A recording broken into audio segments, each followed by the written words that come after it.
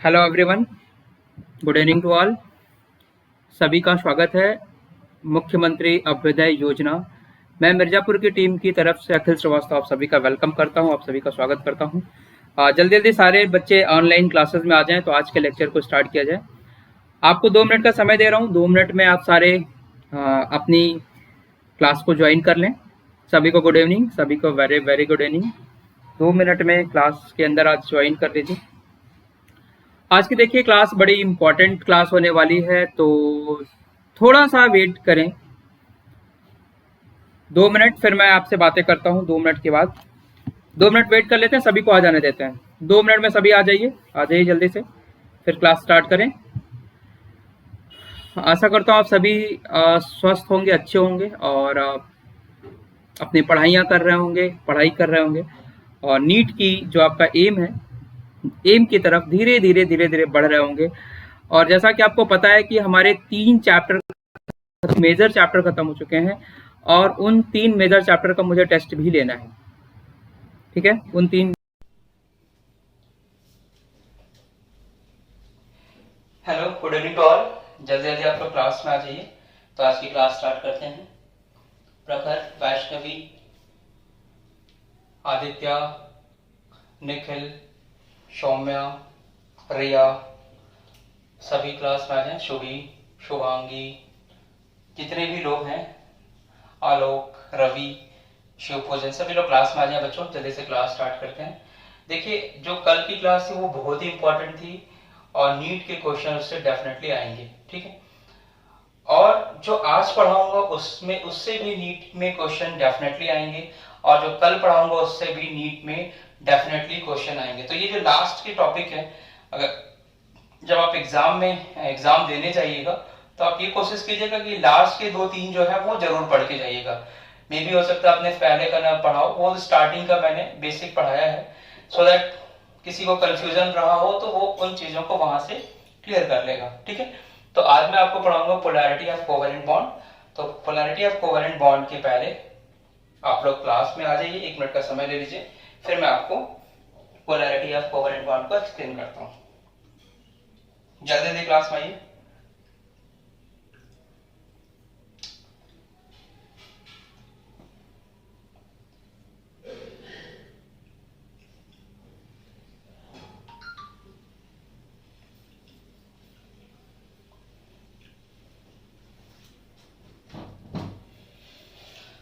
चलिए स्टार्ट करें। क्या स्टार्ट करें? Polarity of covalent bond start करें, कीजिए क्लास। चलिए स्टार्ट करते हैं। Polarity of covalent bond actually इससे है क्या, ये समझते हैं हम लोग, है ना। पहले इन चीजों को समझ लेते हैं कि एक्चुअल में ये है क्या, फिर हम इसके बाद पोलर और नॉन पोलर डाइपोल मोमेंट की बात करेंगे। डाइपोल मोमेंट से भी क्वेश्चन आते हैं डायरेक्टली, और फिर हम हाइड्रोजन बॉन्डिंग की बात करेंगे। आज हम शायद इन्हीं टॉपिक को कंप्लीट कर पाए। फिर आपका एक आपका मॉलिक्यूलर ऑर्बिटल थ्योरी है, उसको डिस्कस करेंगे, वहां से भी क्वेश्चन आता है। तो मॉलिक्यूलर ऑर्बिटल थ्योरी मुझे लगता है कल ही स्टार्ट हो पाएगा, आज तो नहीं हो पाएगा।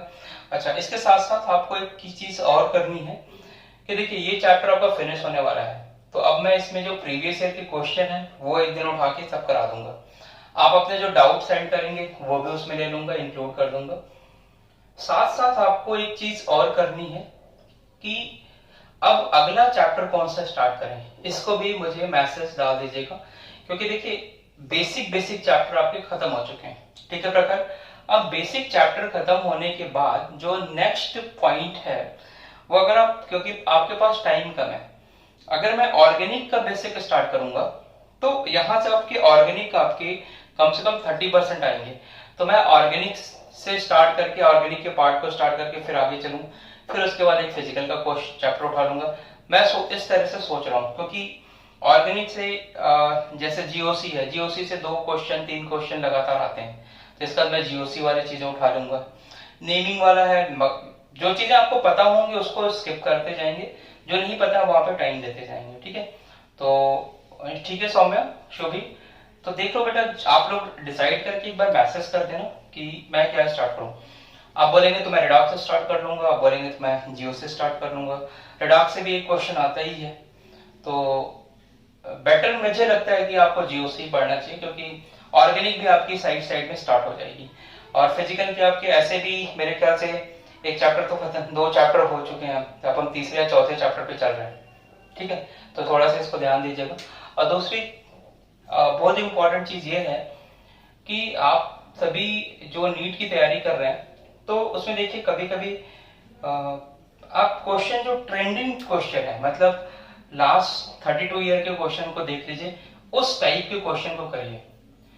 कभी कभी आपने ऐसे क्वेश्चन आप पुट अप किया है, आपने सेंड किया है, जो जो जिसको जो अब उस ऐसे क्वेश्चन नहीं आते हैं, तो ऐसे क्वेश्चन से बचिए, क्योंकि आपको 2 महीने में एग्जाम देना है, तो उन क्वेश्चन को सेलेक्ट करिए जो एग्जाम में आएंगे। और जो अभी 12th में है उनके लिए एक चीज ये है कि जो भी बच्चा 12th में है, तो उसके पास तो सफिशिएंट टाइम है, तो आप सफिशिएंट टाइम है तो उसको धीरे धीरे करके अभी से क्वेश्चन पेपर लगाना स्टार्ट कीजिए। हालांकि मैं हर एक क्लास के लास्ट में आपको क्वेश्चन पेपर करा देता हूँ जो मुझे लगता है कि इंपॉर्टेंट है, और अगर आप उतना भी कर लेते हैं, अगर आप कुछ नहीं करते उतना भी कर लेते हैं, तो भी आप बहुत ही अच्छी पोजीशन पे रहेंगे, ठीक है।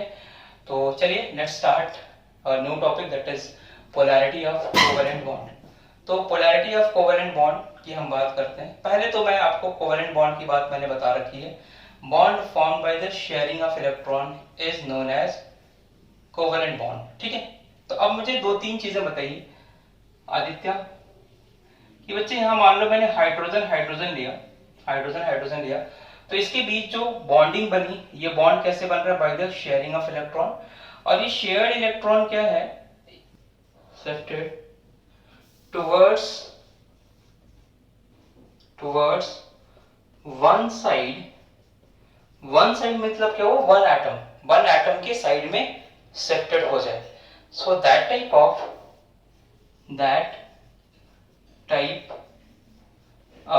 Covalent bond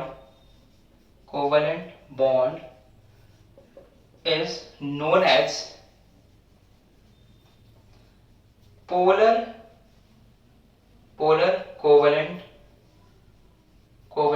bond. That type of bond is known as polar covalent bond. बहुत इंपॉर्टेंट चीज है polar covalent bond, ठीक। covalent bond which is in which shared electron is shifted towards one side, that type of covalent bond is known as polar covalent bond. इसे आप जरा write down कर लीजिए, इस चीज को राइट डाउन कर लीजिए आप। और अगर ये किसी भी साइड में ना हो, in between the bond atom हो, तो उसे मैं क्या बोलूंगा? Non polar covalent bond. तो पहले ये लिख लीजिए, और नॉन पोलर कोवेलेंट बॉन्ड को आप अपने से डिफाइन कर सकते हो।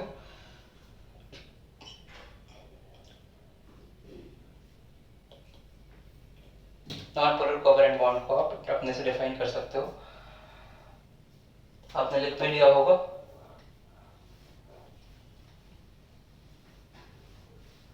तो नॉन पोलर कोवेलेंट बॉन्ड को मैं लिख देता हूं। क्या लिखेंगे नॉन पोलर कोवेलेंट बॉन्ड को?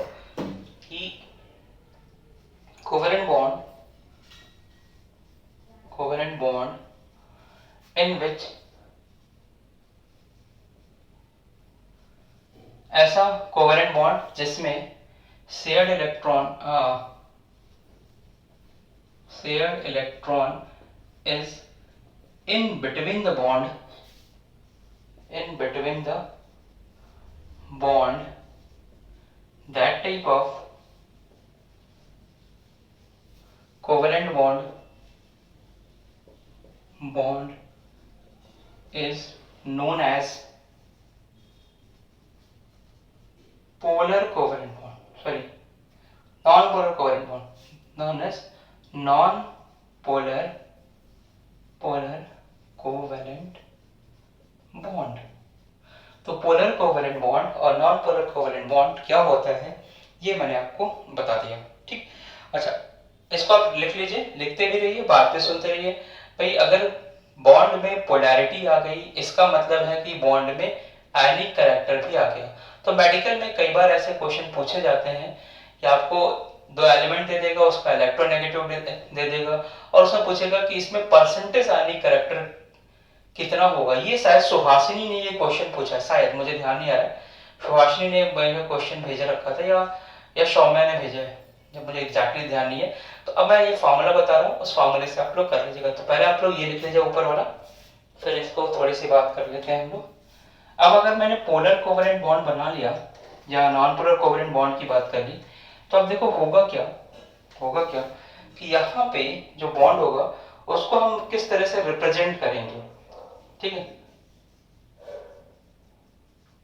Representation of polar and non polar bond किस तरह से रिप्रेजेंट करेंगे। देखिए बहुत इंपॉर्टेंट चीजें चल रही हैं अभी आपके।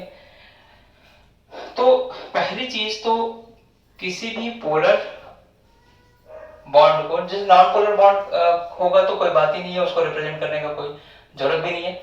लेकिन अगर वो पोलर हो तो उसे एक तो इस तरह से रिप्रेजेंट करते हैं कि यहाँ एक पे पार्शली पॉजिटिव और पार्शली नेगेटिव लगा दिया, क्योंकि वह पोलैरिटी जो आ रही है वहां पार्शली, इसको डेल्टा नेगेटिव का मतलब होता है पार्शियल, और ये डेल्टा पॉजिटिव का मतलब होता है पार्शियल पॉजिटिव और पार्शियल नेगेटिव चार्ज। तो एक तो रिप्रेजेंटेशन इस तरह की होती है। दूसरी रिप्रेजेंटेशन इसकी इस तरह से होती है कि जहां जिधर तुम्हारा इलेक्ट्रॉन शिफ्ट हो रहा है, जिधर इलेक्ट्रॉन शिफ्ट हो रहा है और जहां से शिफ्ट हो रहा है उसको रिप्रेजेंट करने के लिए हम इस तरह से दिखाते हैं कि ये ऐसा शिफ्टिंग होगा। तो ये रिप्रेजेंटेशन है, चाहे ये वाले रिप्रेजेंटेशन यूज करो चाहे ये वाले रिप्रेजेंटेशन यूज करो, मैक्सिमम बुक में तुम्हें ये वाले रिप्रेजेंटेशन देखने को मिलती है। तो इस तरह से आप पोलर कोवेलेंट बॉन्ड को रिप्रेजेंट करते हो, ठीक है। तो अब इसके बाद आप लोग नेक्स्ट लिखिए। नेक्स्ट इसमें अभी मैंने बताया कि जैसे ही पोलैरिटी आएगी तो कोवेलेंट कैरेक्टर में आयनिक कैरेक्टर भी बढ़ जाएगा, ठीक है। कोवेलेंट कैरेक्टर में आयनिक कैरेक्टर भी बढ़ गया। मान लो कोई ऐसा कंपाउंड है जिसमें तुम्हारा 50% आयनिक और 50% कोवेलेंट है, तो तुम ये नहीं बोल सकते कि आयनिक है या कोवेलेंट। लेकिन अगर उसमें 50% से ज्यादा कोवेलेंसी मतलब पोलैरिटी आ जाए यानी आयनिक कैरेक्टर आ जाए, तो ऐसा कोवेलेंट कंपाउंड तुम्हारा आयनिक कंपाउंड जैसा ट्रीट करेगा, ठीक है तो वो कोवेलेंट। लेकिन कभी कभी ऐसा होता है कि अभी आपने कोवेलेंट को वाटर में डिसॉल्व किया, तो हो सकता है वहां पे वो आयनिक कैरेक्टर को शो करे। कैसे शो करेगा वो डिपेंड करेगा इसकी इलेक्ट्रोनेगेटिविटी डिफरेंस पे। तो एक इसका फॉर्मूला होता है परसेंटेज आयनिक कैरेक्टर, ये भी लिख लीजिएगा, आयनिक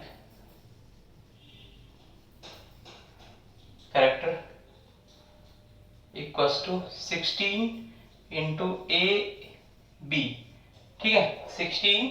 16 और ए, इसको x से माइनस एक्स भी कर सकते हैं आप। ए बी मतलब ये एक्स ए और एक्स बी, एक्स ए और एक्स बी मतलब एक्स ए और बी का इलेक्ट्रोनेगेटिविटी डिफरेंस दे रखा है उसने परसेंटेज आयनिक कैरेक्टर के लिए। 16 into X A minus X B plus 3.5 X A minus X B का होल स्क्वायर, ये परसेंटेज आयनिक कैरेक्टर का फॉर्मूला होता है। और इस पे नीट में क्वेश्चन आए हुए हैं, very important for NEET student, very important, ये लिख लीजिएगा।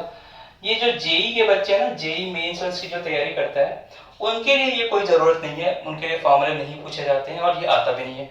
लेकिन जो भी बच्चा नीट की तैयारी कर रहा है वो ये ध्यान रखेगा कि परसेंटेज आयनिक कैरेक्टर की जब भी बात करेंगे तो 16 into X A minus X B, x और एक्स बी क्या है, ये इलेक्ट्रोनेगेटिविटी डिफरेंस है बिटवीन टू एटम। जैसे यहाँ पे ये एक्स ए हो गया, ये एक्स बी हो गया, plus 3.5 into X A minus X B का होल स्क्वायर, ये रख दीजिएगा, आपका परसेंटेज आयनिक कैरेक्टर आ जाएगा। यहाँ पे एक चीज लिख लीजिएगा, where X A is the electronegativity of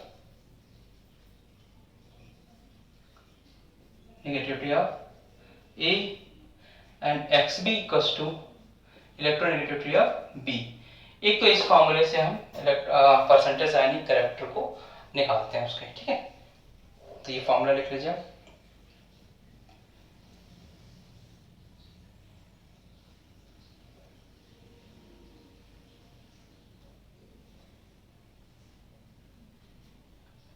एक मैं क्वेश्चन करा देता हूँ, क्वेश्चन के लिए, चूंकि ये नीट का ही आया हुआ क्वेश्चन है तो थोड़ा सा मैं क्वेश्चन यहाँ पे लिख लेता हूँ, थोड़ा देखना पड़ेगा मुझे क्या है क्वेश्चन कि previous year.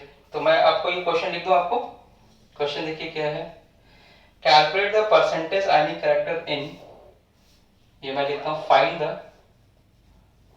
The percentage ionic character in CsCl। Percentage ionic character किसमें बताना है आपको? CsCl, मतलब सीजियम क्लोराइड में आपको परसेंटेज आयनिक करेक्टर बताना है।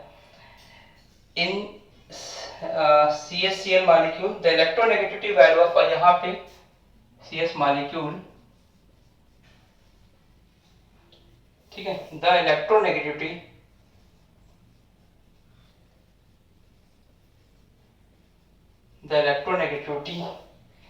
negativity value of CS and Cl, negative value of CS and Cl is given 0.7, 0.07 and 0.03 respectively, ठीक है, सॉरी 0.7 and 3 respectively, ये 3 है बेटा, 3 respect, ठीक है। ऐसे भी देख लो कि जो क्लोरीन होता है उसकी इलेक्ट्रोनेगेटिविटी ज्यादा होगी, इसका आयनाइजेशन पोटेंशियल की मैंने बात की, इसका आयनाइजेशन पोटेंशियल कम होता है, तो इसकी अगर, और ऐसे भी देख लो यहाँ पे आयनिक करेक्टर तुम्हारा एटलीस्ट 50% से ज्यादा आना चाहिए। क्यों? क्योंकि CsCl में आपको पता है कि ये आयनिक करेक्टर ये ज्यादातर आयनिक होते हैं। लेकिन आपसे पूछ लिया कि ऐसे क्वेश्चन में परसेंटेज आयनिक करेक्टर बताओ, तो CsCl ये जो आपको इलेक्ट्रोनेगेटिविटी दे रखा है। अब देखो क्या करना है, CsCl इसमें इलेक्ट्रोनेगेटिविटी का डिफरेंस देना है, ऐसा नहीं कि तुम 0.7 में से 3 माइनस कर देना, 0.7 में से 3 नहीं माइनस करना है, इसमें इलेक्ट्रोनेगेटिविटी का डिफरेंस देना है और वहां पर डिफरेंस का स्क्वायर कर देना। तो चलो जरा क्वेश्चन करो, ये क्वेश्चन करो, क्वेश्चन करिए, ऊपर वाले फॉर्मूले में पुट करिए, ऊपर वाले फॉर्मूले में पुट करिए, आंसर बताइए और इस लिख लीजिए इस क्वेश्चन को भी लिख लीजिए, फार्मूले को भी लिख लीजिएगा, परसेंटेज आयनिक करेक्टर के फार्मूले को भी लिखिए और क्वेश्चन को भी लिखिए,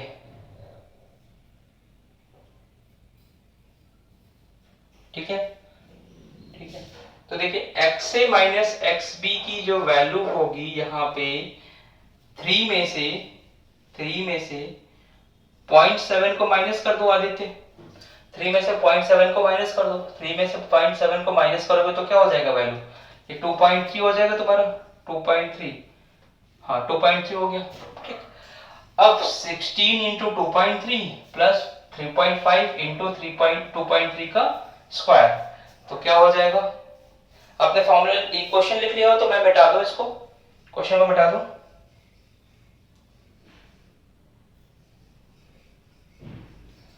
लिख लिया हो तो मिटा दो इसको,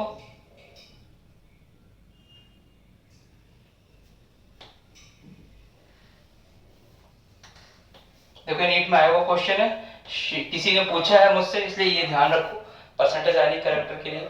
अब देखो परसेंटेज आयनिक करेक्टर क्या होगा, आयनिक करेक्टर ये इक्वल होगा 16 इंटू 2.3, चलिए कुछ लोग आंसर भी कर रहे हैं, और ये 2.3 का स्क्वायर, तो 2.3 का स्क्वायर करो, इसको जरा कैलकुलेट करो और बताओ मुझे वैल्यू क्या आ रही है, बताओ।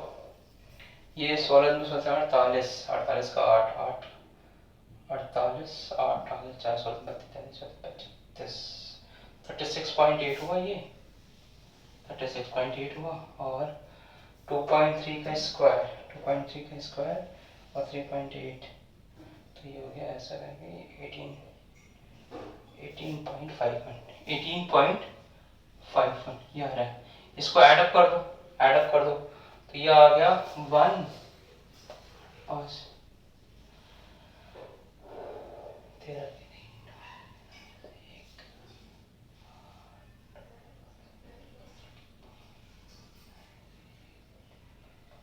55.31% आ रहा है, ठीक है, 55.31% आ रहा है आयनिक करेक्टर। और ऐसे भी देखो मैंने बताया था ये कंपाउंड आयनिक होगा, तो डायरेक्ट फॉर्मूले में रख लो, percentage ionic character equals to 16 in bracket XA minus XB, where XA minus XB is the electronegativity difference between two atom plus 3.5 XA minus XB का होल स्क्वायर, इसको रखो और ये फॉर्मूला आ जाएगा, ठीक।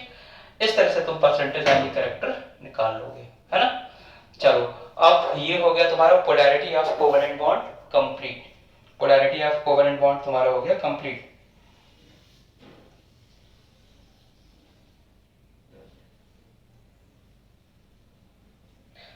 तो अब जो पोलैरिटी ऑफ कोवेलेंट बॉन्ड की बात हमने की अभी हटा दो, अब नेक्स्ट टॉपिक पढ़िए आप।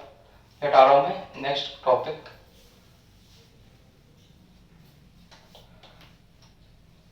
साथ साथ इसको लिखते जाइए बच्चों, नहीं तो आप लोग ऐसा मत सोचिए कि आप एग्जाम के समय फिर नोट्स बना लेंगे।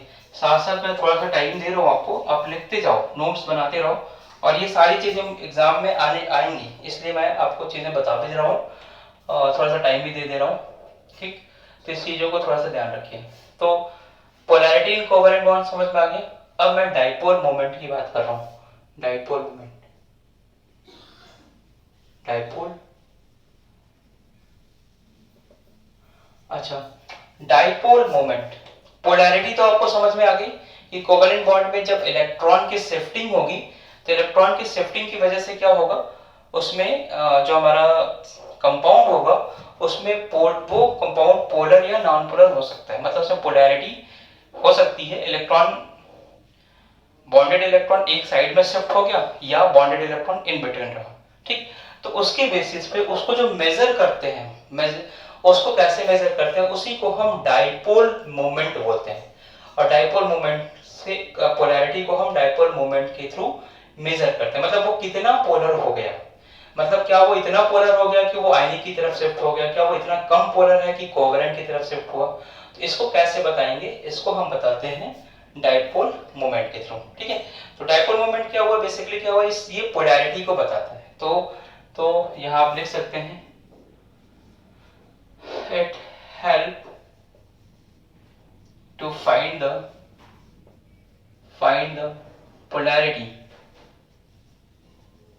polarity of molecule।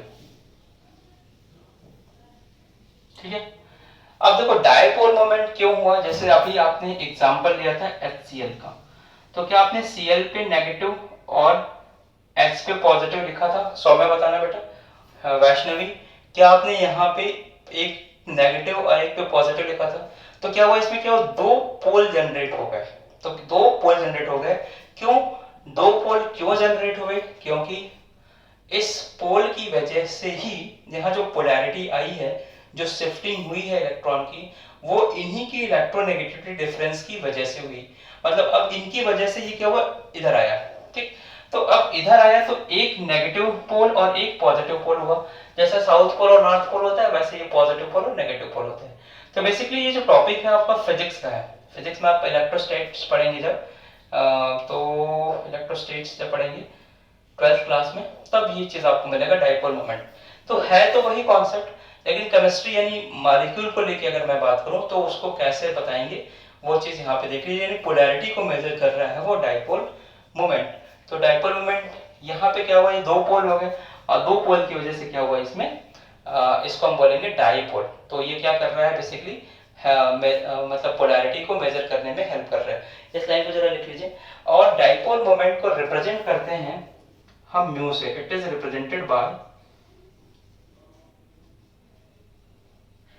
By mu, ये म्यू से रिप्रेजेंट किया जाता है।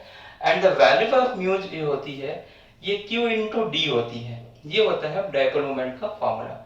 Q क्या होता है, ये जो चार्ज होता है इस पे जो भी चार्ज आ रहे हैं, that charge, and D is the distance between this, मतलब H और Cl के बीच जो डिस्टेंस है, H और Cl के बीच जो बॉन्ड लेंथ है, वो इनटू इसका जो चार्ज होगा उसी को हम डाइपोल मोमेंट बोलेंगे। और इसे कैसे रिप्रेजेंट करेंगे, इसको रिप्रेजेंट करेंगे म्यू से। तो म्यू की वैल्यू होती है Q इंटू डी, इसको भी जरा लिख लीजिए।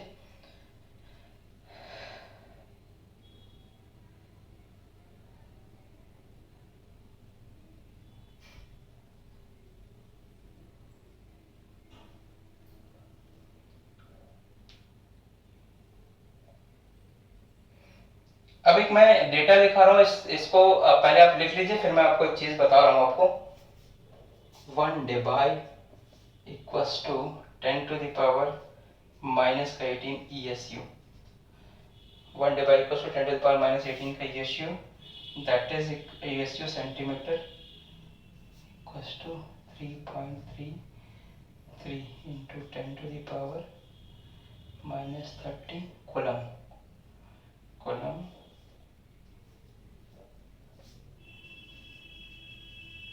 Coulomb metre.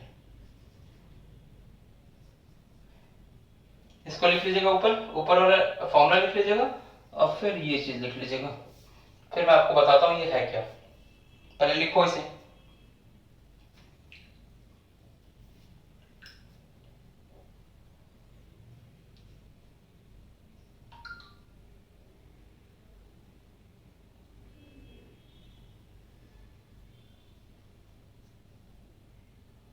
लिख लिया?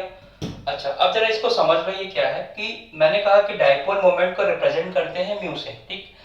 म्यू की जो वैल्यू होगी क्यू इंटू डी होगी। तो क्यू का जो चार्ज होता है उसका कुछ यूनिट होगा।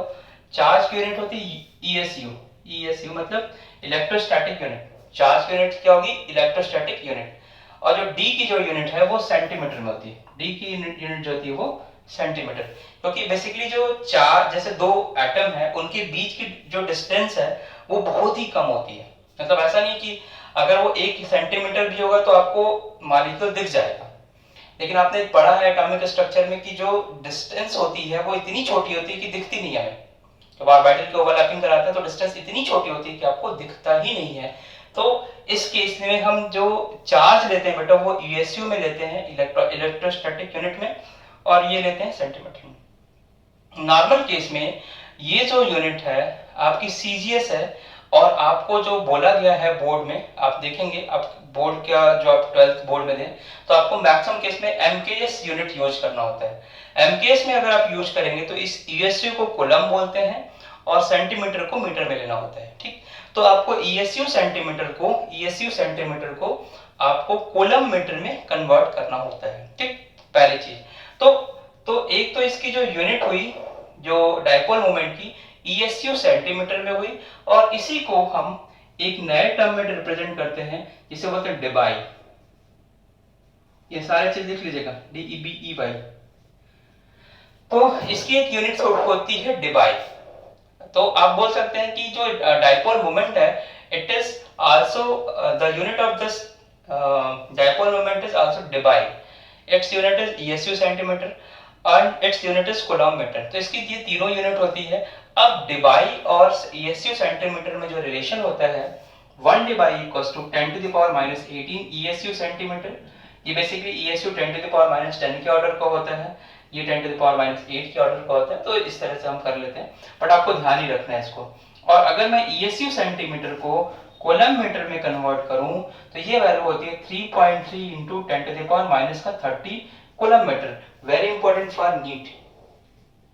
जो बच्चा जेई की तैयारी कर रहा है उसमें ये चीज इतना नहीं पूछा जाता है, मेंस में अब ये क्वेश्चन नहीं आते हैं, बट मेडिकल में नीट के जो बच्चे हैं उसमें ये चीज ये पूछा जाता है, यूनिट पूछ लिया जाता है, कैसे रिप्रेजेंट किया जाता है, क्या होता है। तीसरी चीज जो डाइपोल मोमेंट होता है ये वेक्टर क्वांटिटी है। ये क्या है? वेक्टर क्वांटिटी है। Vector quantity. अगर ये वेक्टर क्वांटिटी है तो इसको जब आप ऐड करेंगे या सब्ट्रैक्ट करेंगे तो आपको इसमें वेक्टर एडिशन लगाना होगा। इसमें अगर आप वेक्टर एडिशन लगाएंगे तो आपको पता है कि, अगर नहीं पता है तो पता कर लीजिए, अगर दो वेक्टर किसी एक एंगल पे वर्क करते हैं तो उनका जो रिजल्टेंट होता है उसका एक फार्मूला होता है, आपको पता भी होगा और मैं यहाँ लिख भी देता हूँ। ये लिख दो, वेक्टर एडिशन होता है। ये हटा देता हूँ मैं।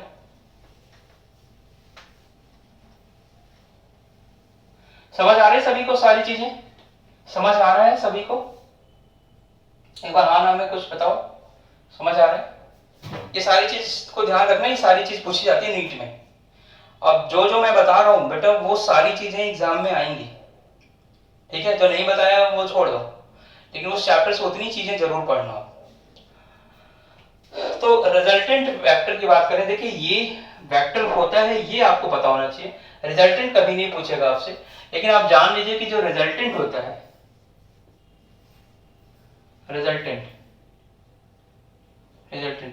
वेक्टर जो होता है, मान लीजिए रिजल्टेंट आप म्यू की बात करते हैं, दो वेक्टर हैं आपके, मान लीजिए μ1 और μ2, ये किसी एंगल पे काम कर रहे हैं, तो इनका जो रिजल्टेंट वेक्टर होगा वो क्या होगा, अंडर रूट में mu one square plus mu two square plus 2 mu one mu two cos theta. ठीक है, ये फार्मूला आपने पढ़ा होगा कि दो वेक्टर के एडिशन का, किसी एंगल पे जो वेक्टर एडिशन होते हैं उनका जो फॉर्मूला होता है वो ये होता है। हालांकि चूंकि ये पूरा पूरा फिजिक्स का पार्ट है, यहाँ पे फिजिक्स का पार्ट है, यहाँ पे ये केमिस्ट्री का पार्ट है, तो ये आपसे अगर आएगा इलेक्ट्रोस्टैटिक में तो फिजिक्स में पूछेगा क्वेश्चन, ये आप वेक्टर को ऐड कर दीजिए। केमिस्ट्री में ऐसा नहीं आएगा। अब हम बात करते हैं कि केमिस्ट्री में किस तरह की चीजें आएंगी। एक बार आप इसे लिख लें।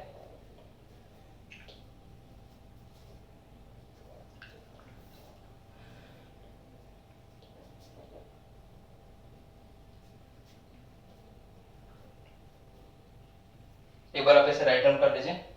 केमिस्ट्री में देख लेते हैं हम इसे।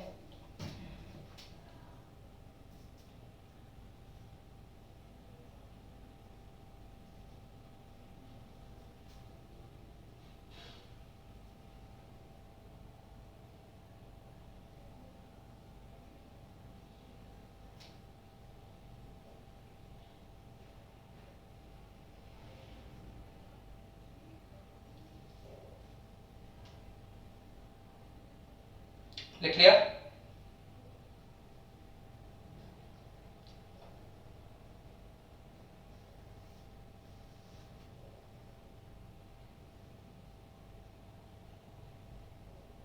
लिख लिया? अब हम थोड़ा सा बात करते हैं केमिस्ट्री में किस तरह से क्वेश्चन आते हैं डायपोल मोमेंट की, या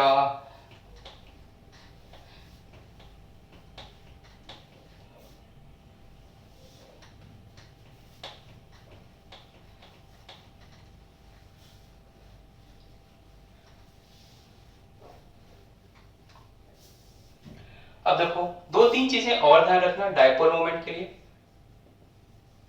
dipole moment of symmetrical molecule, symmetrical molecule is zero. मतलब अगर मैं सिमेट्रिकल मॉलिक्यूल की बात करूं तो वहां पे जो डायपोल मोमेंट होगा वो क्या होगा बच्चों, जीरो होगा। इन द सेम वे अगर मैं dipole moment of unsymmetrical molecule की बात करूं, अनसिमेट्रिकल मॉलिक्यूल की बात करूं तो ये क्या होगा, इज नॉट जीरो। ये जीरो नहीं हो सकता है। डायपोल मोमेंट की वैल्यू सिमेट्रिकल के लिए तो जीरो होगी, बट जो नॉन सिमेट्रिकल है उसके लिए कोई वैल्यू जीरो नहीं होगी। तो आपको ऐसे एग्जांपल दिए जाते हैं और पूछे जाते हैं कि इसका डायपोल मोमेंट जीरो होगा या नहीं होगा, बस यही पूछा जाता है। कितना होगा ये फिजिक्स में पूछा जाता है कि इसके डायपोल मोमेंट की वैल्यू बताइए। तो अगर किसी के डायपोल मोमेंट की वैल्यू बतानी होगी तो आपके पास फार्मूला है Q इंटू डी से लगा सकते हैं, तो उसके लिए उसको Q भी देना पड़ेगा और D भी देना पड़ेगा। ठीक है। दूसरी चीज, अगर वो रिजल्टेंट की वैल्यू दे दिया, एक के डायपोल मोमेंट की वैल्यू दे दिया, दूसरे के डायपोल मोमेंट की वैल्यू दे दिया, तब आप उसको रिजल्टेंट वाले में रख के लगा लीजिए। बट ये जो वैल्यू पूछी जाती है वो आपसे पूछी जाती है फिजिक्स में। केमिस्ट्री में आपको सिर्फ मॉलिक्यूल दे दिया जाएगा और पूछा जाएगा कि मॉलिक्यूल आपका इसका डायपोल मोमेंट जीरो है, ये डायपोल मोमेंट जीरो नहीं है, ये बताओ। तो डायपोल मोमेंट जीरो है या नहीं है, तो दो ही चीज ध्यान रखना कि अगर मॉलिक्यूल मेरा सिमेट्रिकल है तो जीरो, मॉलिक्यूल सिमेट्रिकल नहीं है तो नॉन जीरो। अब मॉलिक्यूल सिमेट्रिकल है या नहीं सिमेट्रिकल है, इसके लिए अगेन आपको लुईस डॉट स्ट्रक्चर का बेसिक चीज पता होना चाहिए। अगर आप लुईस डॉट स्ट्रक्चर ड्रॉ कर लेते हैं तो आप देखेंगे कि आपका बता पाएंगे कि कंपाउंड आपका सिमेट्रिकल होगा या अनसिमेट्रिकल होगा। चलिए अब मैं कुछ एग्जांपल लेता हूं, कुछ कॉमन एग्जांपल, कुछ चीजों को एक्सप्लेन करते हुए। जैसे देखिए, अगर मैं CO2 ले लूं, अगर मैं CO2 ले लूं, मैं CH4 ले लूं, मैं CCl4 ले लूं, ठीक है। अब मैं इसमें डायपोल मोमेंट की बात करता हूं। देखिए जरा, कार्बन, क्या इसका स्ट्रक्चर इस तरह से आपने बनाया है, जितना इस ऑक्सीजन ने, अब डायपोल मोमेंट की डायरेक्शन क्या होगी, लेस इलेक्ट्रोनेगेटिव से मोर इलेक्ट्रोनेगेटिव। इधर के लिए क्या होगी, लेस इलेक्ट्रोनेगेटिव से मोर इलेक्ट्रोनेगेटिव की तरफ। तो अगर मैं बीच में इस पेन को रख दूं और सेम फोर्स से इधर भी खींचूं और सेम फोर्स से इधर भी खींचूं, तो पेन की जो पोजीशन होगी वो तो सेम ही होगी। इसका मतलब उस केस में डायपोल मोमेंट क्या हो गया, जीरो। और ऐसे भी देखो ये सिमेट्रिकल मॉलिक्यूल है तो इसके लिए डायपोल मोमेंट की वैल्यू क्या हो गई, जीरो। तो म्यू की वैल्यू क्या आ जाएगी इसके लिए बच्चे, जीरो। सो भी अब बता बेटा इसका CH4, क्या CH4 भी तुम्हारा सिमेट्रिकल मॉलिक्यूल है, देख लो CH4 भी सिमेट्रिकल मॉलिक्यूल है, तो इसका भी डायपोल मोमेंट क्या होगा, जीरो। CCl4 भी, अगेन CCl4 भी एक सिमेट्रिकल मॉलिक्यूल है तो इसका भी डायपोल मोमेंट जीरो होगा। ये बना लो यहाँ पे एक Cl, इधर चारों Cl बना लो, थोड़ा छोटा हो गया है, इसका डायपोल मोमेंट जीरो। फटाफट उतार लीजिए इसे, फटाफट उतार लीजिए।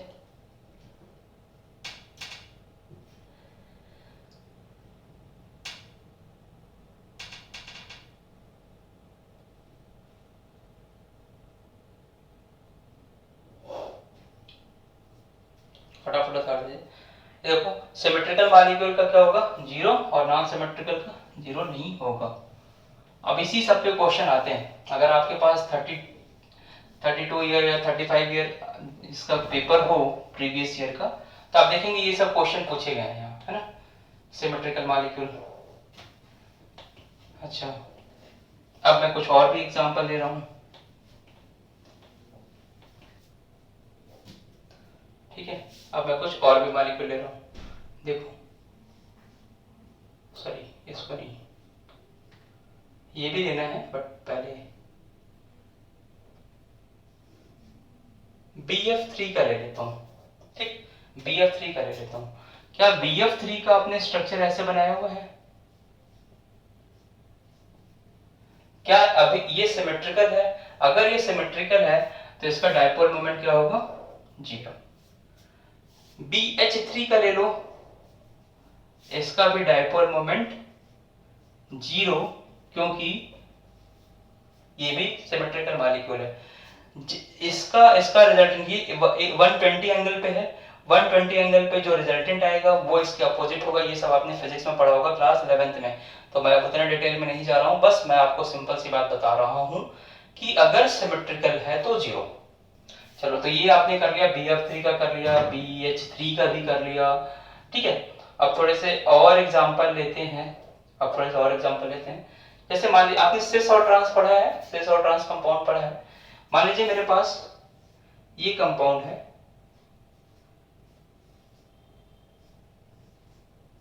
ठीक है, और दूसरा मेरे पास, जिसने नहीं पढ़ा वो सुन लो इसे। अगर मेरे पास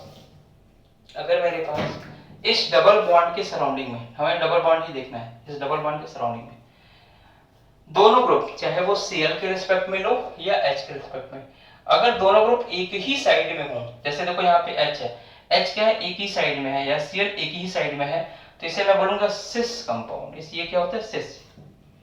और ये अगर अपोजिट हो, अगर अपोजिट, जैसे Cl के अपोजिट Cl है, सेम साइड में नहीं है, तो इसे मैं बोलूंगा ट्रांस। सिस और ट्रांस, तो सिस और ट्रांस कंपाउंड इस तरह से होता है। मतलब सिस के लिए क्या करना है, सी लाइक स्ट्रक्चर, मतलब मेरा दोनों हाथ अगर ऊपर है तो मैं सिस हो गया, दोनों हाथ नीचे है तो भी सिस हो गया, एक हाथ ऊपर है और एक हाथ नीचे है, ये मेरा जो पार्ट है वो डबल बॉन्ड है, एक हाथ ऊपर और एक हाथ नीचे, तो ये वाली कंडीशन क्या होगी, दैट इज द ट्रांस। ये वाली कंडीशन क्या होगी, ट्रांस, और ये वाली कंडीशन क्या होगी, सिस। तो सिस और ट्रांस कंपाउंड में भी अगर आपको डायपोल मोमेंट पूछा जाए तो क्या करेंगे, यहाँ पे देखिए डायपोल मोमेंट की जो डायरेक्शन होगी वो किधर होगी, इधर होगी, और इधर जो डायपोल मोमेंट की डायरेक्शन होगी वो इधर होगी। क्या अभी भी इक्वलेंट अपोजिट डायरेक्शन में आपके इक्वलेंट अपोजिट डायरेक्शन में आपका ये मतलब बॉन्ड की पुलिंग हो रही है, यानी ठीक। तो इस केस में, यानी ट्रांस के केस में, इस वाले ट्रांस के केस में क्या डायपोल मोमेंट आपका जीरो होगा, क्या आपका डायपोल मोमेंट जीरो होगा, यानी म्यू की वैल्यू मैं जीरो लिख सकता हूं। लेकिन यहाँ पे मैं ये भी इधर खींच रहा है, ये भी इधर खींच रहा है, अब क्या होगा, इलेक्ट्रॉन की जो शिफ्टिंग होगी वो अपवर्ड डायरेक्शन में हो जाएगी, तो इस केस में डायपोल मोमेंट की value not equals to zero होगी। जरूरी नहीं है कि आपने जो भी ट्रांस कंपाउंड लिया उसकी वैल्यू 0 हो, जरूरी नहीं है। जरूरी इसलिए नहीं है कि मान लीजिए आपने यहाँ क्लोरीन लिया बट यहाँ पे आपने फ्लोरीन ले लिया, तो ऑब्वियस सी बात है जैसे आपने कंपाउंड को चेंज कर दिया तो कंपाउंड को चेंज करने से भी आपके इसकी वैल्यू 0 नहीं हो पाएगी। तो बट नॉर्मल केस में क्या करेंगे, अगर आपने सिमेट्रिसिटी ले ली, सिमेट्रिकल ले लिया, तो ट्रांस वाले कंपाउंड के का जो डाइपोल मोमेंट होता है वो 0 होता है और सिस वाले के डाइपोल मोमेंट की कुछ न कुछ वैल्यू जरूर होती है। इसको भी जरा आप लिख लीजिए।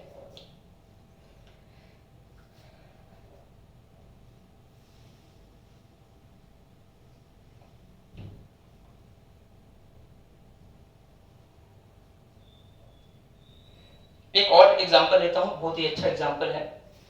देखो ये तो समझ आ गया होगा सभी को, शिवपूजन, प्रखर, निखिल, आदित्य, आलोक, सुहासिनी, शिवांगी, सौम्या, रिया, वैष्णवी। तो सभी का नाम बीच बीच में ले लेना चाहिए, नहीं आप लोग सो जाते हो। चल एक एग्जांपल लेते हैं बेटा, देखो बड़ा प्यारा सा एग्जांपल है।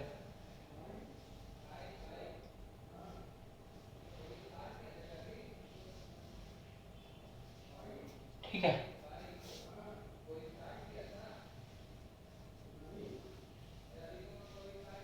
इसमें कॉन्सेप्ट सिखाता हूँ, पता नहीं आपको वो कॉन्सेप्ट आपने 11th में पढ़ा है या नहीं पढ़ा है। थोड़ा सा जीओसी का भी पार्ट है, ध्यान से सुनना। इसके आंसर देने से पहले ध्यान से सुनना। यहां देखो सिस का डाइपोल मोमेंट कुछ न कुछ वैल्यू होगी, तो सिस का डाइपोल मोमेंट ज्यादा होगा ट्रांस वाले से, ये तो क्लियर है। ये वाला कंपाउंड क्या होगा, सिस वाला होगा। ये क्या होगा, सिस वाला होगा। देखो दोनों ऊपर जा रहा है। और ये वाला क्या होगा, ट्रांस वाला होगा। ट्रांस वाला एक अपोजिट जा रहा है ना, तो ये ट्रांस। पहले तो ये क्लियर कंफर्म कर लो, ये सिस और ये ट्रांस। पहले ये कंफर्म कर लो कि ये एक सिस होगा, दूसरा ट्रांस होगा, तब उसके बाद आगे की बात समझ में आएगी। एक सिस हो गया और दूसरा ट्रांस। चलो इसे लिखो। अब किसका डाइपोल मोमेंट ज्यादा होगा उसको कैसे बताऊंगा मैं, इसे थोड़ा और बड़ा लिखो ना, ट्रांस। ठीक, किसका डाइपोल मोमेंट ज्यादा होगा। अब उसके लिए एक चीज समझना और इसे लिख लो। तो मैं क्यों, मुझे लगता है कि आप लोगों को पता नहीं होगा, नोट्स की तरह लिखो इसे जरा फटाक से, नोट्स की तरह लिखना, इंपॉर्टेंट करके। If percentage S character increases, percentage S character increases, increases को मैं ऐसे साइन लगाता हूं, increases, then electronegativity, electronegativity increases. अगर कहीं पे भी परसेंटेज एस कैरेक्टर इंक्रीज हो रहा है तो वहां पे उस पार्ट की इलेक्ट्रोनेगेटिविटी बढ़ेगी। परसेंटेज एस कैरेक्टर बढ़ रहा है तो इलेक्ट्रोनेगेटिविटी बढ़ेगी, पहली चीज। अब इसको आंसर मत करना, पहले समझ लो चीजों को।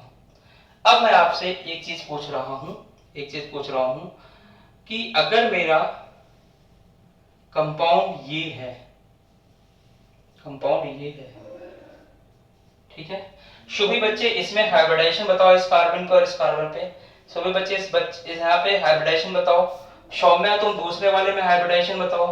निखिल तुम तीसरे वाले में हाइब्रिडाइजेशन बताओ। निखिल बताएगा तीसरे वाले में हाइब्रिडाइजेशन, ठीक है। जरा हाइब्रिडाइजेशन बताओ मुझे। सौम्या बता बेटा, यहाँ पे क्या होगा, sp2 3 बताया था, सिग्मा बॉन्ड और लोन पेयर को ऐड कर दो, sp2 3। यहाँ पे हाइब्रिडेशन क्या हुआ, sp3। यहाँ पे हाइब्रिडेशन अगेन sp3 हुआ। मैं थोड़ा मार्कर चेंज कर देता हूँ। देखो थोड़ा सा मार्कर चेंज कर रहा हूँ, बहुत ही ध्यान से देखो, बहुत ही ध्यान से देखो सभी लोग। sp3 थोड़ा चल नहीं रहा सही से, ब्लैक से लिख देता हूँ और इसको फिर राइट डाउन भी कर लेना। यहाँ पे भी sp3 हुआ। यहाँ पे बताओ हाइब्रिडेशन क्या होगा, क्या यहाँ पे हाइब्रिडेशन sp2 होगा क्या, यहाँ पे हाइब्रिडेशन sp2 हुआ, इस वाले पे भी sp2 हुआ, यहाँ पे हाइब्रिडेशन sp हुआ और यहाँ पे भी sp हुआ। जरा इसको बना के लिख के एक बार देख लो कि जो तुमने लिखा है sp3 sp2 sp क्या वही है या डिफरेंट है। एक बार बना के लिखो फटाफट, देख लो इसे सभी। देखो इसे,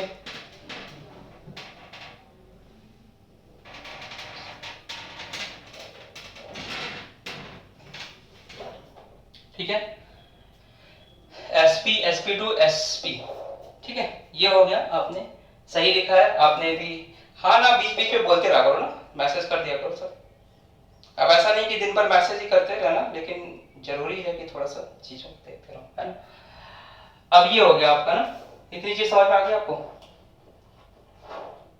तो इस वाले पे जो आपका हाइब्रिडाइजेशन होगा, इस वाले पे जो हाइब्रिडाइजेशन होगा वो होगा sp3, और यहाँ पे हाइब्रिडाइजेशन होगा sp2। यहाँ तक क्लियर? यहाँ पे sp3 और यहाँ पे sp3 और यहाँ पे sp2। इतनी चीज लिख ली होगी, ये लिख लिया होगा। अब मैं इसे रब कर रहा हूँ, और दूसरी चीज पूछ रहा हूँ आपसे, उसको भी आप इसके नीचे ही लिखिएगा, उसको भी इसके नीचे लिखिएगा।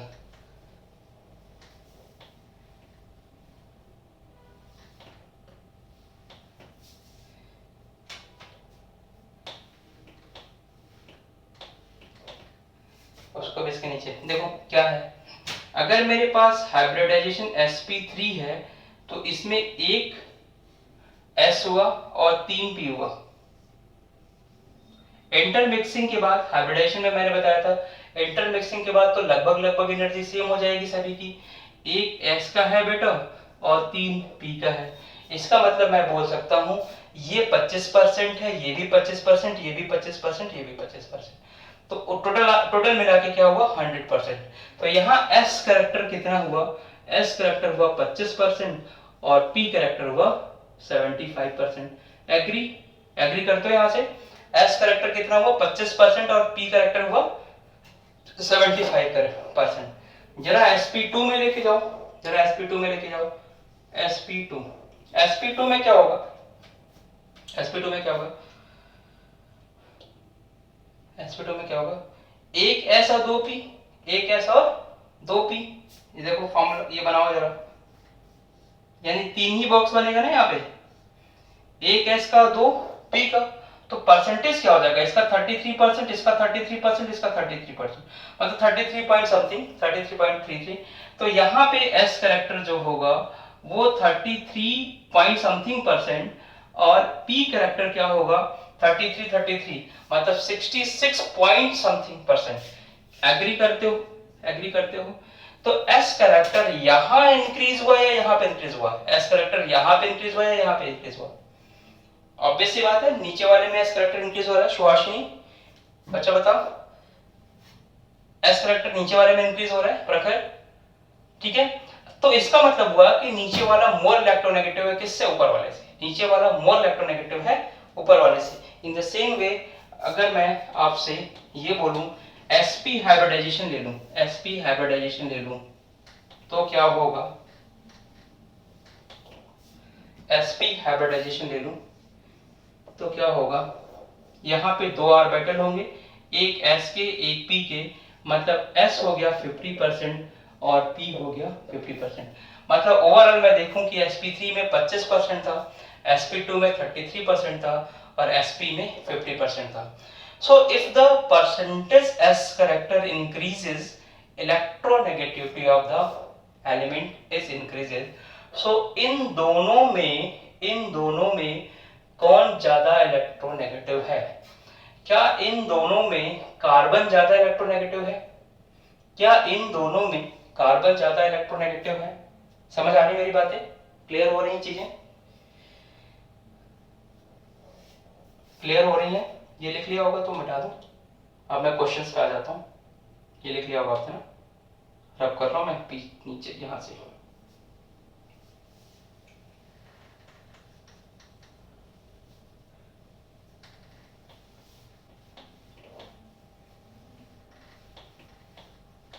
कभी कभी बोर्ड पे पढ़ाना चाहिए ना,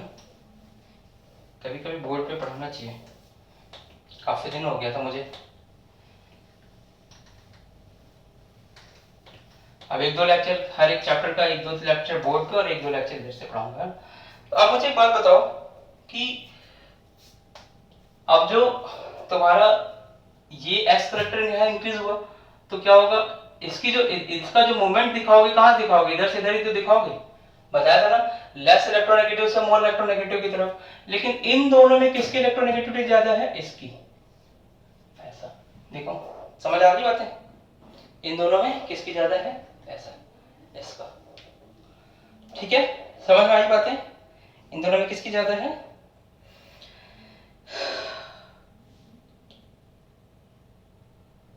ठीक है, अब जरा ट्रांस वाले में जरा देखो, ट्रांस वाले में क्या इसकी इलेक्ट्रोनेगेटिविटी इसकी कम हो गई, इसका मोमेंट इधर होगा, ट्रांस वाले में इधर होगा, है ना सुहासिनी, सुभी, इसका बताओ क्या इसका इधर से इधर होगा ना। जनरली ट्रांस वाले का डायपोल मोमेंट 0 या कम होता है, लेकिन इस केस में देखो मैंने थोड़ा सा ट्विस्ट कर दिया, ये भी ट्रांस वाली कंडीशन है, इसका जो पार्ट है वो कहां पे जा रहा है, इधर ही जा रहा है, और ये भी इधर जा रहा है। तो अगर मैं आपको बोलूं कि दो वेक्टर एक ही डायरेक्शन में जा रहे हैं, मतलब ये भी इधर जा रहा है, ये भी इधर जा रहा है, अब वेक्टर एडिशन है तो दोनों को क्या कर दोगे, ऐड हो जाओगे, तो क्या ये वैल्यू बढ़ जाएगी, क्या ये वैल्यू बढ़ेगी, तो यहाँ पे वैल्यू क्या हो जाएगी, इंक्रीज हो जाएगी। लेकिन यहाँ पे एक नीचे की तरफ जा रहा है, एक ऊपर की तरफ जा रहा है, मतलब ऐसा समझिए एक ऊपर की तरफ उसे लेके जा रहा है और एक नीचे की तरफ, तो वहां पे वैल्यू क्या हो जाएगी, वहां पे वैल्यू क्या होगी, कम हो जाएगी। समझ गई सुहासिनी, सुभी, शिवांगी, बात समझ आ रही शिवांगी। शिवांगी जैसे तुम्हें कोई नीचे खींच रहा है, सुभी क्या करी, तुम्हें नीचे खींच रही है, और सुहासिनी क्या करी, ऊपर खींच रही है। अभी तुम तो लटक जाओगी ना, बीच में तुम लटक जाओगे। अब तुम्हें जहां जो ज्यादा फोर्स लगा लेगा, अगर नीचे वाली स्टूडेंट ज्यादा फोर्स लगाएगी तो नीचे चले जाओगे, ऊपर वाला स्टूडेंट ज्यादा फोर्स लगाएगा तो ऊपर चले जाओगे। ठीक, लेकिन अगर शिवांगी को दोनों स्टूडेंट एक ही डायरेक्शन में खींचे, मतलब ऊपर ही खींचे या नीचे ही खींचे, जैसा कि यहाँ हो रहा है, तो वो एक ही डायरेक्शन में जाएगी ना, और अगर वो एक ही डायरेक्शन में गई बेटा तो उसकी डायपोल मोमेंट की वैल्यू इस वाले से ज्यादा हो जाएगी। तो मैं ये बोलूंगा dipole moment of trans is greater than dipole moment of cis. ये देखिए अच्छा क्वेश्चन था, जिससे मैंने कोशिश की आपको एक्सप्लेन करने की। ठीक है, तो ये क्वेश्चन हो गए आपके। अब आपका एक पार्ट और एक क्वेश्चन और बता देता हूं। देखिए ये एनसीईआरटी का क्वेश्चन है, ठीक है, NH3 और NF3 में डायपोल मोमेंट को कंपेयर करने को पूछता है वो। अभी डायपोल मोमेंट का और भी क्वेश्चन कराने हैं मुझे, लेकिन देख लेते हैं आज हो पाएगा तो आज, नहीं तो नेक्स्ट क्लास में डायपोल मोमेंट का क्वेश्चन कराएंगे। बहुत ही इंपॉर्टेंट पार्ट है आपका ये, और थोड़ी सी आपको चीजें को ध्यान रखना पड़ेगा।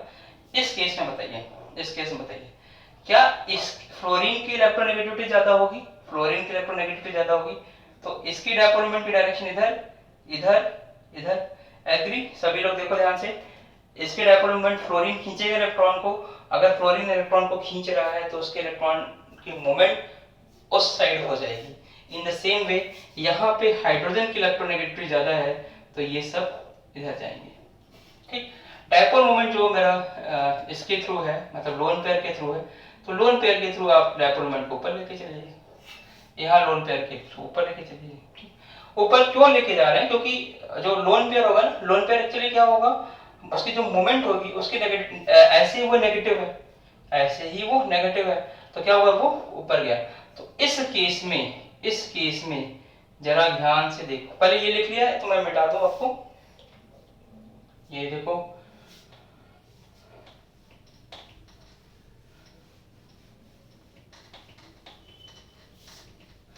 अदरवाइज नॉर्मल केस में आपका ट्रांस का 0 होता है, नॉर्मल केस में ट्रांस का 0 होता है, बट यहाँ पे थोड़ा सा मैंने चेंज करके रखा। अब जरा यहाँ देखो बताओ, यहाँ मैं नाइट्रोजन ले रहा हूँ बेटा, यहाँ पे सेंटर पे 3 हाइड्रोजन उसे सपोर्ट कर रहे हैं इस डायरेक्शन में, और लोन पेयर से भी इधर गया। यहाँ देखो ये बताएगा शिवपूजन बताओ, यहाँ पे बेटा फ्लोरीन इधर, दूसरा फ्लोरीन इधर, ये वेक्टर बना लिया मैंने, तीसरा फ्लोरीन इधर, और एक नाइट्रोजन गया ऊपर। ठीक है, पूछा जाता है कि why the dipole moment is this is greater then this, why, ये एक्सप्लेन किया जाता है आपसे, पूछा जाता है क्यों। तो देखो यहाँ पे इसमें इसका डायपोल मोमेंट एंड इसका डायपोल मोमेंट ज्यादा होगा या इसका, इसमें सब एक तरफ जा रहा है और उसी तरफ हमें खींच रहा है, ठीक है। जैसे ये पेन है, पेन ऊपर जा रहा है और ऊपर इधर से भी मैं ऊपर से फोर्स लगा के ऊपर उसको ऊपर भेज रहा हूँ, तो डायपोल मोमेंट एक ही डायरेक्शन में होगी तो बढ़ गई ना। और ये पेन नीचे जा रहा है और तीन मिलकर उसको खींच रहे हैं, तो डायपोल मोमेंट क्या होगी, कम हो जाएगी।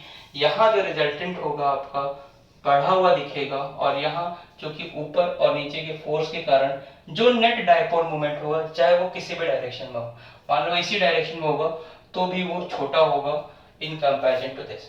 तो मैं ये बोल सकता हूँ dipole moment of ammonia is greater than dipole moment of CF क्यों, रीजन क्यों, बिकॉज इन दिस केस, यहाँ मैं टू द पॉइंट लिखता हूँ, यहाँ पे क्या होगा, because fluorine is more electronegative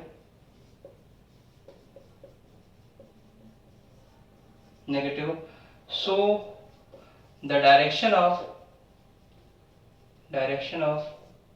dipole moment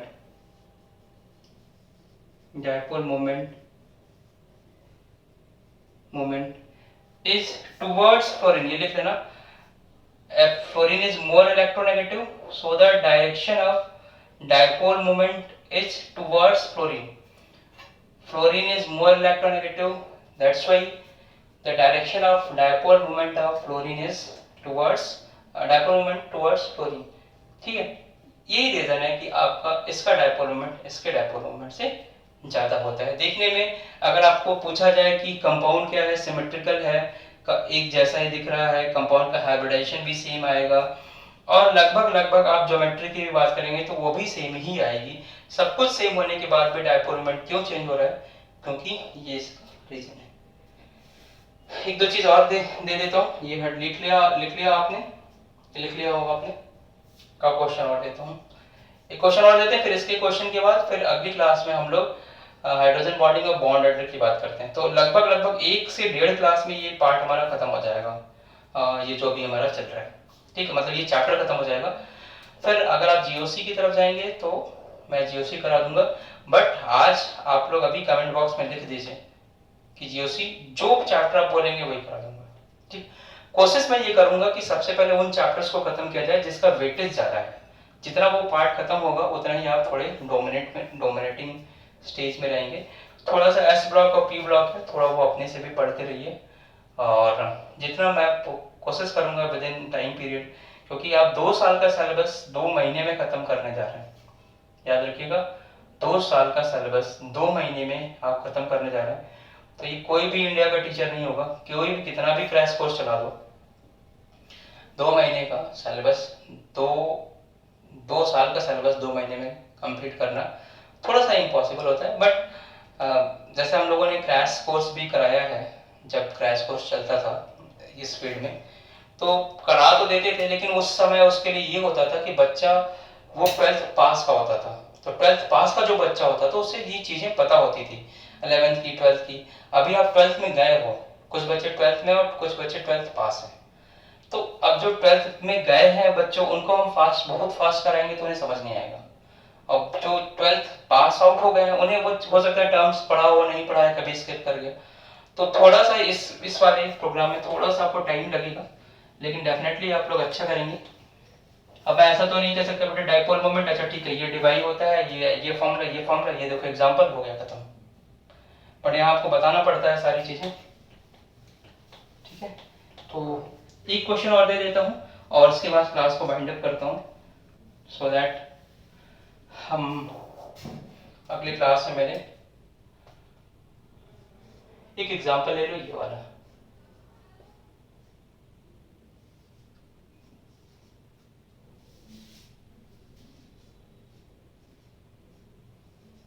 अभी मैं और कुछ नहीं ले रहा हूँ, सिर्फ ये 2 एग्जांपल ले रहा हूँ।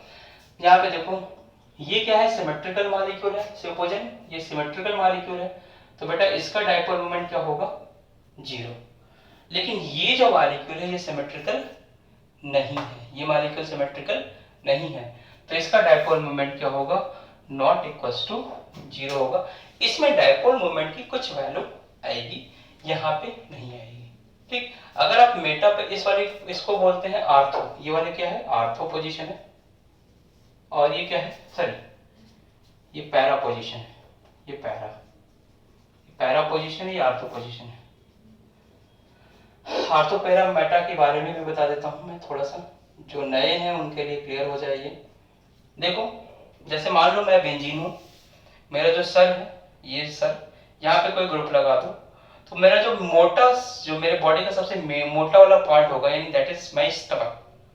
किसी की मोटाई चौड़ाई कैसे बताते हैं, स्टमक से बताते हैं, इनका पेट निकला हुआ है बोलते हैं ना लोग।